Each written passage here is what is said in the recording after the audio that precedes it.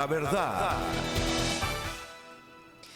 Sean todos ustedes bienvenidos a este espacio de entrevista, Visión a la Verdad. Hoy nos acompaña el abogado constitucionalista Javier Palacios, con quien vamos a hacer un análisis sobre el proceso constituyente impulsado por el presidente de la República, Daniel Noboa, y sus implicaciones para el país. Entender qué es lo que implica, porque Ecuador se encuentra en una bifurcación donde la posibilidad de una reforma constitucional puede renovar las bases del Estado o de un proceso, y hay cuestionamientos de transparencia, de preparación, lo cual genera mucha preocupación en la fragilidad institucional. Un gusto, doctor, saludarle desde los estudios de Radiovisión. Soy Tangi Zambrano, bienvenido. Angie, qué gusto, un gusto compartir con ustedes. Sería importante entender qué es lo que está sucediendo a nivel nacional con el tema de la constituyente. Como experto en derecho constitucional, ¿cuáles serían esos, o qué va a salvaguardar o qué debe implementarse para evitar una reforma que debilite los procesos o los contrapesos democráticos? El proceso de la Asamblea Constituyente, para empezar, debemos entender que recién la ciudadanía, el próximo 16 de noviembre, va a pronunciarse a favor o no de la convocatoria. Si es que esta pregunta tiene el favor popular y se llega a convocar a una asamblea constituyente, lo que debe procurarse en el nuevo texto constitucional primero es hacer una regulación acorde a las necesidades ecuatorianas. El sistema de pesos y contrapesos son las clásicas tres funciones del Estado, es decir, la posibilidad de que entre las funciones del Estado ejerzan un control efectivo, y esto lo hemos tenido en todos los textos constitucionales. Quizás es momento de repensar el ya no tener las cinco funciones que actualmente tiene la Constitución de Montecristi, ver cuál fue el balance de estas instituciones novísimas que se incorporaron en dicha Constitución y que al final del día, al menos en papeles al Ecuador, no le ha dado mayor utilidad, ¿no? Pero en una constituyente, en un nuevo texto constitucional, usted no solo va a debatir temas de índole jurídico y político, sino también temas mucho más profundos, como temas sociales, económicos, de política ambiental, entre otros. ¿Qué aprendió Ecuador de la experiencia de la constituyente del 2008? La primera experiencia que creo que se tiene de la constituyente del 2008 es que una constitución muy extensa que regula absolutamente todo, no solo que no es viable, sino que se convierte en un tropiezo dentro de la propia Asamblea Constituyente. ¿Y por qué? Ve usted que la constituyente de Montecristi originalmente empezó con un periodo de tiempo, luego tuvo que extenderse y luego extenderse un poco más porque ya no iban a llegar a los periodos para los cuales se convocó la constituyente. ¿Y por qué? Porque se hizo una constitución absolutamente reglamentaria, reguló demasiados aspectos, muchos de los cuales deben estar en una ley. Pero la ciudadanía puede preguntarse cuál es la diferencia. La diferencia es sustancial porque una cosa es modificar una ley, que es un trámite ordinario en lo que se dedica a la Asamblea, y otra cosa son los cambios a la Constitución, el cual es un trámite reforzado, requiere en algunos casos que vaya a la Asamblea, en otros casos que vaya a una consulta popular directa a la ciudadanía, y todo esto lo que genera es un desgaste. Lo que deberíamos ahora procurar es una Constitución mucho más concisa, con muchos más principios, no tantas reglas. Las reglas debemos dejarles a la normativa secundaria, y sobre todo con disposiciones que sean acordes a las necesidades de los ecuatorianos. Por ponerle un ejemplo, la Constitución del 2008 dice que el Ecuador debería tener regiones autónomas, esto con una mala copia de lo que ocurre en España.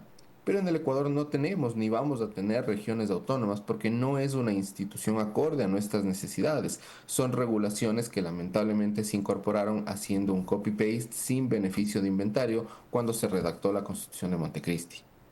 Pero este planteamiento de hacerlo algo más corto, ¿no podría ser cuestionado como una consigna política? Porque estamos hablando de que la promesa del gobierno es redactar una constitución de máximo 180 artículos. La extensión de una constitución no creo que debemos asociarle a una promesa o no política. La extensión de una constitución responde en realidad a los principios y valores constitucionales que van a regir al Ecuador. Ojo que porque sea una constitución más grande o más chica, no significa que existe mayor o menor cantidad de derechos. Los derechos siempre van a estar, hay muchos derechos que sobrepasan el régimen constitucional porque están en un tratado internacional, como es la Convención Americana de Derechos Humanos. Sin embargo, ¿en qué ayuda una constitución más corta? Primero, que regula más generalidades y no tanto particularidades. Cuando usted en una constitución regula particularidades, el problema es que cuando se olvida de regular ciertas particularidades, empieza un caos jurídico. Pongo un ejemplo en el tema de la muerte cruzada, que era una institución que la mayoría de los ecuatorianos pensamos que esto no iba a ocurrir. Bueno, al final del día ocurrió. ¿Y qué pasó cuando se disolvió la asamblea por parte del expresidente Guillermo Lasso? Había un vacío jurídico de regulación porque esto estaba regulado en la Constitución, pero los constituyentes de Montecristi se habían olvidado de regular cuáles eran los efectos, no solo electorales, sino también de las normas que se expedían, entre otros. Este tipo de cosas uno debe evitarlos, debe generar muchos más principios. La Constitución debe ser una carta, un texto orientador, es decir, que informa, que orienta a todas las otras normas y a las autoridades de control.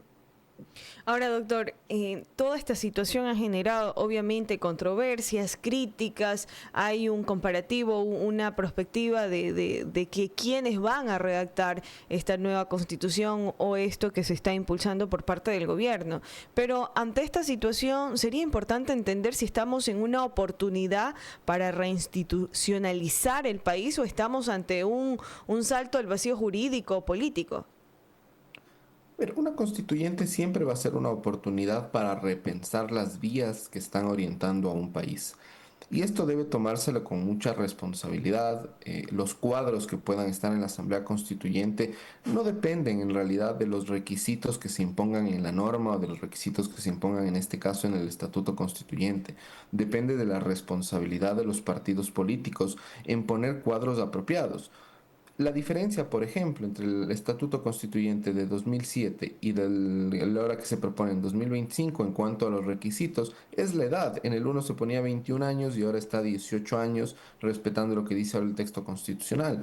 Entonces, en realidad, los requisitos no garantizan en sí mismo que usted pueda tener unos cuadros importantes. ¿Qué debe hacer esto? Es el sistema de partidos. Son los partidos políticos los responsables de poner cuadros interesantes para una asamblea constituyente y que vayan a tener un debate profundo, porque de ahí los requisitos en sí mismos no lo son y podemos ver ejemplos, por ejemplo, en el caso del Consejo de Participación Ciudadana, de la denominada Liga Azul, por citar un caso, ahí usted tiene a varias personas que tienen títulos, inclusive PhDs, el caso del señor Franco Lor, pero que absolutamente desconocedores de la norma, intentaron inclusive tomarse autoridades de control. Entonces el problema no es en el cartón o en la carpeta, sino en los cuadros que proponen los partidos políticos.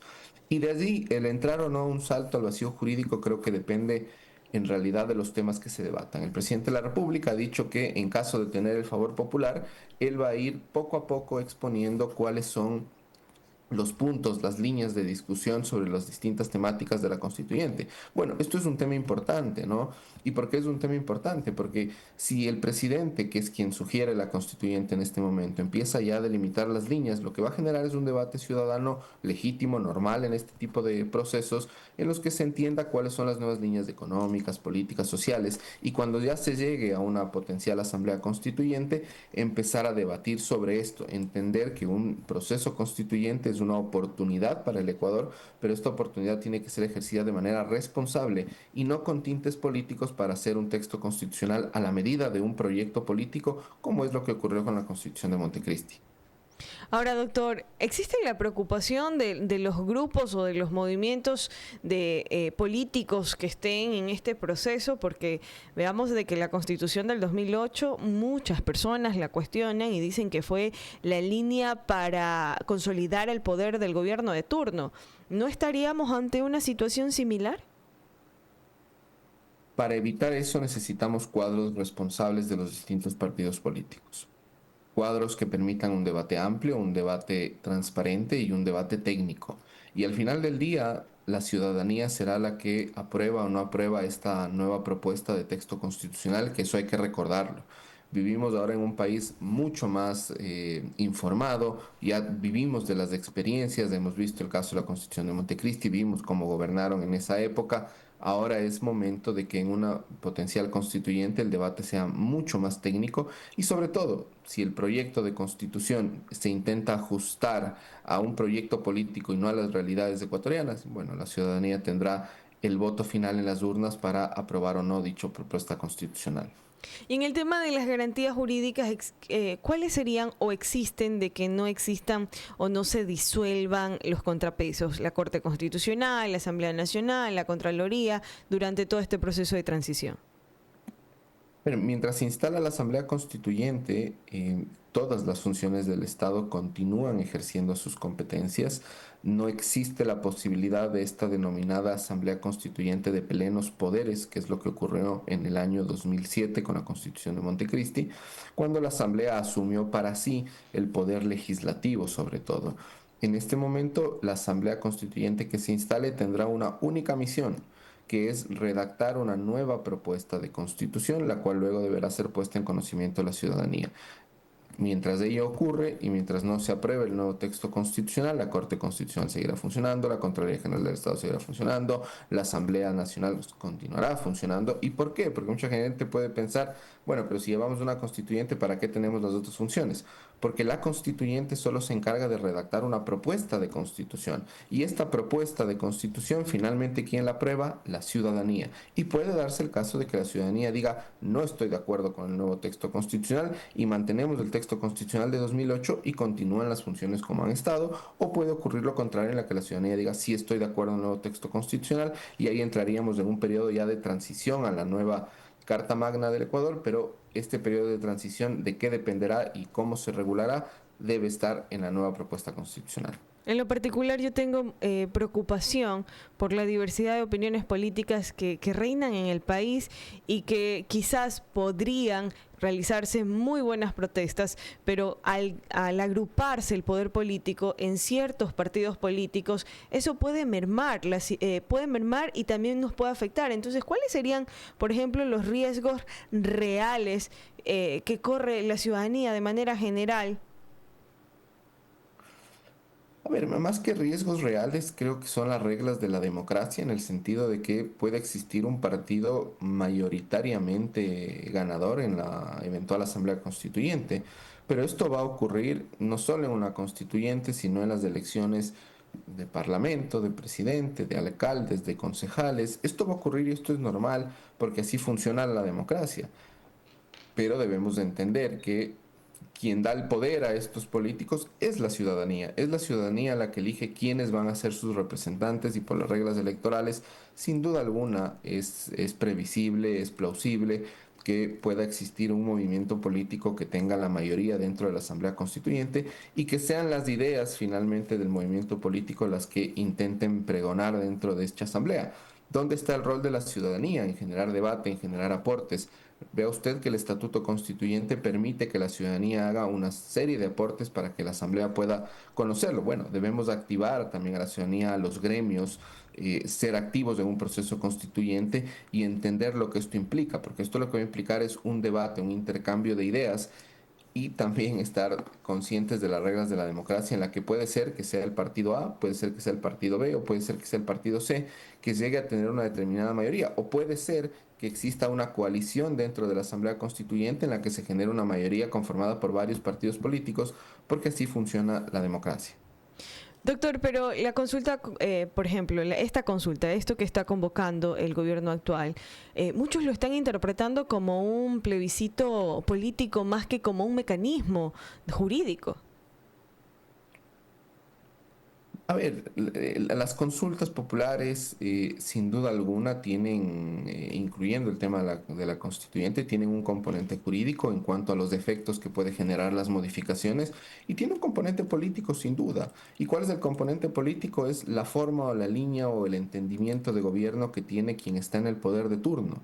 Esto es normal y de hecho los procesos eleccionarios, las consultas populares, los plebiscitos, en este caso no hay un plebiscito propiamente, sino hay la convocatoria a una constituyente y el pronunciamiento también que haremos sobre las reformas y enmiendas a la Constitución, también sirven para medir al poder político de turno, ¿no? Saber cuál es su nivel de aceptación. Muchas veces la ciudadanía no vota necesariamente por el contenido de la pregunta, sino por el nivel de aceptación que tiene quien está ejerciendo el poder. Casos hemos visto, por ejemplo, el expresidente Guillermo Lasso, aun cuando hacía preguntas que luego la ciudadanía ha dicho que sí, en su momento dijo que no porque no existía una aceptación popular al expresidente. Pero si la Corte, por ejemplo, condicionó la aprobación del proceso, la eliminación de 13 considerandos y ajustes del estatuto, ¿cree usted que este trámite legítimamente está fuerte, está consolidado o es un debilitamiento al proceso? No, desde luego que no. La Corte lo que ha hecho es su labor. La Corte Constitucional ejerce sus competencias y es normal que cuando la Corte identifique que hay considerandos que no aportan información neutra o que pueden inducir a la respuesta del electorado, sugiera eliminar estos considerandos. No es la primera vez que lo ha hecho la Corte Constitucional. La Corte ha hecho esto en casos inclusive de gran connotación política. Por ejemplo, cuando en la ciudad de Cuenca se consultó sobre la minería en páramos, en fuentes hídricas, la Corte Constitucional también eliminó varios considerandos. Esto es parte de la labor de la Corte. De hecho, más bien eso lo que ha significado es un fortalecimiento de las funciones de la Corte Constitucional y el entender que es una Corte Constitucional que está ejerciendo su tarea por más que le incomode o no al poder de turno. Ahora, y los tiempos, porque ya está fijada la fecha del 16 de noviembre. El cronograma sí permite un debate público serio, informado, descentralizado, especialmente en las provincias como Manabí. A ver, bueno, ahorita tenemos para el 16 de noviembre, el periodo es ciertamente corto.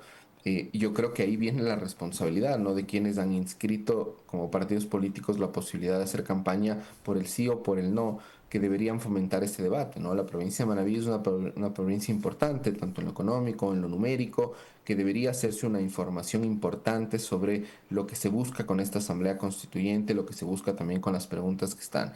El fomentar este debate depende de quiénes. Hay varios actores sociales, primero los partidos políticos, la academia debe fomentar estos debates, las distintas cámaras de representantes, los gremios, inclusive, bueno, el CNE en su momento tiene que empezar a publicitar no una postura a favor o en contra, pero sí el hecho de que va a existir este proceso eleccionario, porque ve usted que estamos ya prácticamente sobre la marcha y lo que se necesita, lo que necesita la ciudadanía, y no solo Manaví, sino el Ecuador en general, es estar informados para que tengan un voto consciente. Y ahora, sería importante también comprender, dado que en el proceso que ocurre o en el proceso actual que estamos los ecuatorianos, con el fin de las protestas indígenas que estaban activas, con el tema del paro nacional, que a pesar de que Marlon Vargas se pronunció ayer y dijo de que era la finalización del paro, hay todavía varias células latentes que están diciendo que no, que se están reuniendo, que están en asamblea. Pero esto sí sería el momento o el espacio real para una participación ciudadana inclusiva, o acabaría siendo como un ejercicio de legitimar decisiones ya tomadas. El tema del paro es un tema ciertamente complejo. Es una forma de manifestarse, es legítimo mientras esto sea de forma pacífica y no lleguemos a la violencia. Me parece que el paro, los reclamos, las protestas deben tener un fin, ¿no? Debo tratar de llegar a un propósito. Yo creo que el paro, con el pasar de los días, se ha desdibujado cuál es el propósito, a tal punto de que entre los propios manifestantes se desconocen a sí mismos en sus posiciones. Independientemente de quienes están reclamando cuál sea la posición o no, yo creo que lo que debe encaminarse más bien es a un debate de ideas, ¿no? El paralizar servicios públicos, el bloquear calles, eso no es una manifestación legítima, más bien es un bloqueo de facto que no le hace bien a nadie, no le hace bien a los manifestantes, no le hace bien a la ciudadanía que está involucrada. La provincia de Imbabura ha sufrido mucho durante estos días y más bien lo que deben proponer es un diálogo de ideas. Y si este diálogo de ideas no es aceptado por quien está en el poder de turno, bueno, estas ideas hay que trasladarlas a las urnas y saber quién tiene el favor popular.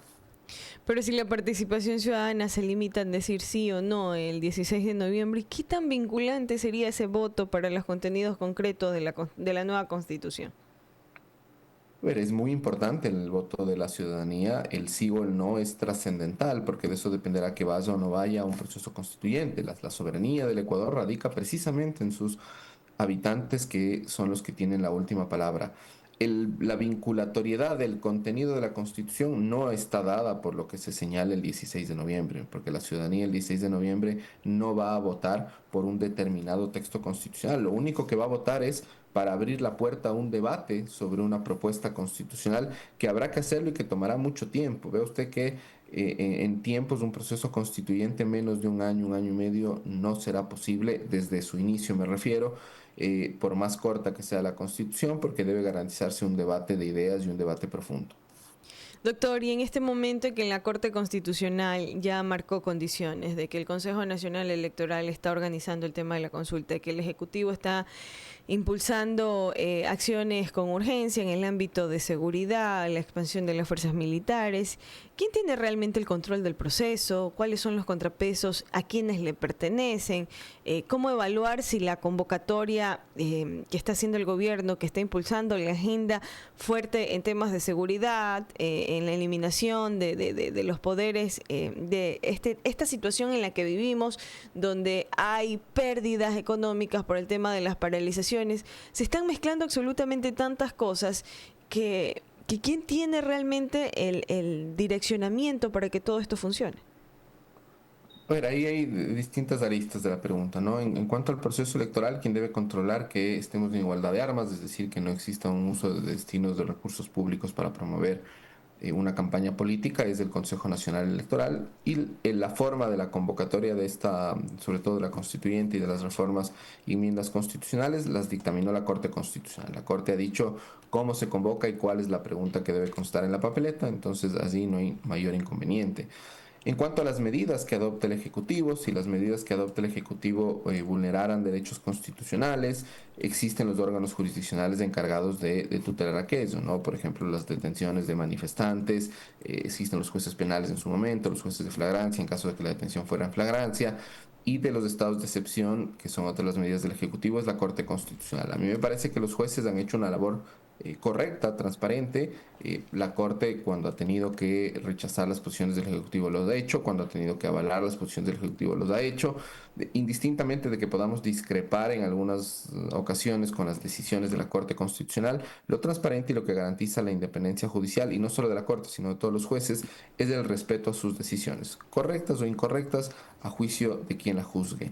Y en cuanto a las otras medidas económicas, bueno, eso es parte del ejercicio de gobierno, el descontento, la simpatía de algunos y la antipatía de otros es parte del ejercicio del gobierno. Lo mejor sería que se intente llegar a un consenso, un diálogo, pero esto es natural en un gobierno, ¿no? Y es natural porque un gobierno nunca llega con el favor popular del 100%, es decir, de forma unánime, sino que siempre va a tener las líneas de oposición, y además no solo de que es normal y natural, sino que es necesario que exista oposición para que pueda existir un contradebate, siempre y cuando, insisto, esto sea en el marco y en los cauces legales y constitucionales.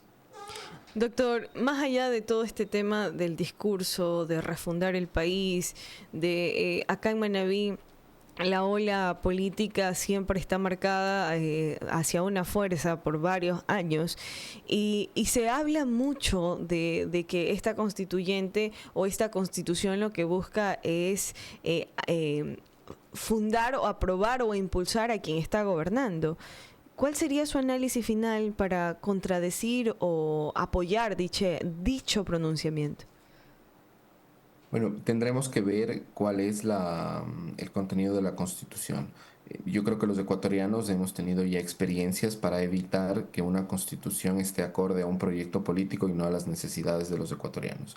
Más allá de las preferencias electorales, partidistas que puedan tener las personas, lo que debemos ver es en blanco y negro lo que ha ocurrido en el Ecuador. Hay una Constitución del 2008 que fue hecha para un partido político y para una forma de gobierno, y esto es innegable. Con esto no quiero decir que toda la Constitución esté hecha para eso, pero la parte orgánica, la parte que organiza el poder del Estado, estaba hecho para un determinado partido político. Eso no lo podemos permitir los ecuatorianos. Y si los ecuatorianos queremos ir a un proceso eleccionario que se definirá en las urnas, es decir, a la constituyente, al momento de elegir nuestros representantes y al momento de aprobar el nuevo posible texto constitucional, debemos evitar que aquello ocurra. Pero ahorita la responsabilidad está primero en los ciudadanos en saber si queremos ir o no a una constituyente, y luego también estarán los partidos políticos en poner cuadros importantes. Creo que es momento no de votar por partidos políticos, no de votar por preferencias electorales, sino de votar por las preferencias que el Ecuador necesita. Muchísimas gracias, doctor. Le agradezco mucho que haya aceptado este espacio de diálogo aquí en Visión a la Verdad. Con mucho gusto. Son las 7 de la mañana con 30 minutos. Vamos a una brevísima pausa y ya retornamos con más aquí en Radiovisión 650 AM.